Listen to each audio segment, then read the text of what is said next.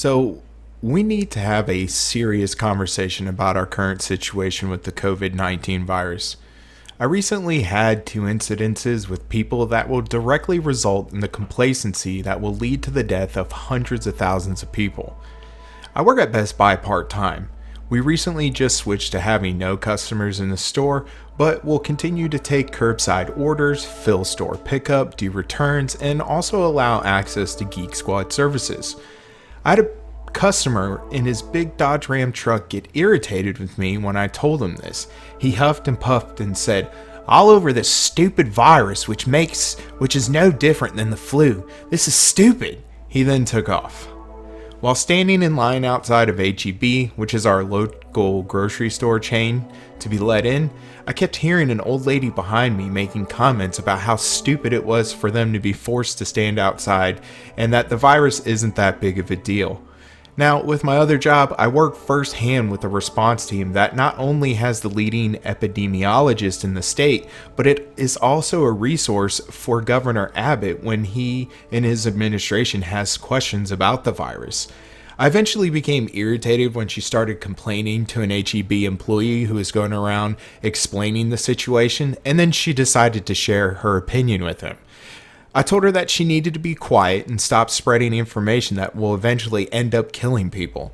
She then replied that she was a nurse, and I told her I didn't care, and that she herself should know that our healthcare system cannot handle the increased resources needed of it, nor can it effectively deal with the virus at this moment. That these guidelines are to help mitigate the massive amount of demand our healthcare system is going to face. I then added that no one should listen to her and thanked the HEB for making sure that the customers remain safe. These two instances have led me to make this video.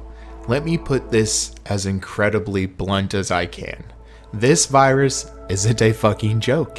It isn't something that public health officials are blowing out of proportion or our government leaders. This is fucking serious. With that being said, let me explain something to you all.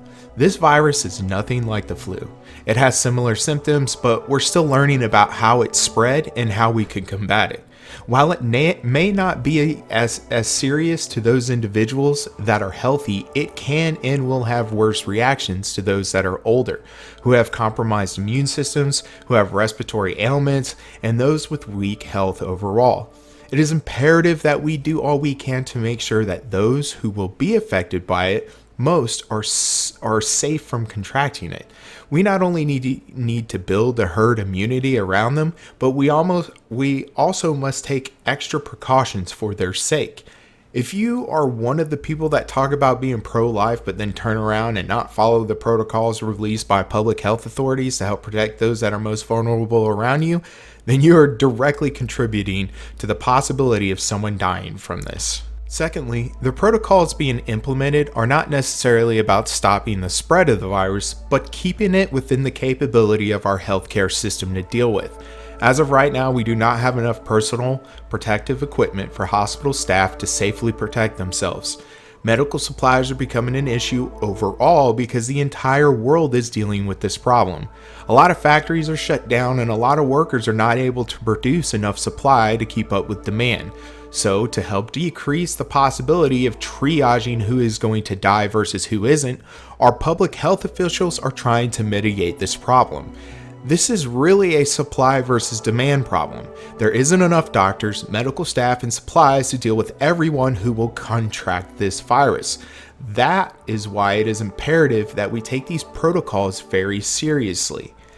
This isn't a plan to destroy Trump's presidency. It's really the outcome of Trump's administration not taking this threat seriously, but his supporters are not going to blame him. They will chop it up to the deep state or some other scapegoat. Our economy is going to take a massive hit. While there are some businesses doing really good, some are just going to fail. Who would have thought that products flying off the shelves would be a bad thing for companies? Or how gas prices being so incredibly low that it will have major impacts on state economies that rely on that revenue. Texas's budget was based upon oil being $50 a barrel, and now they might call an emergency session to deal with the loss of revenue in their budget. Sound like Venezuela? People, Take this seriously. I've added some links below to credible sources about COVID-19. Please read them and spread the information that will save people's lives. Leave your conspiracy bullshit at the door, turn off the news, read and watch from actual sources who know what they're talking about. Stay safe, my friends.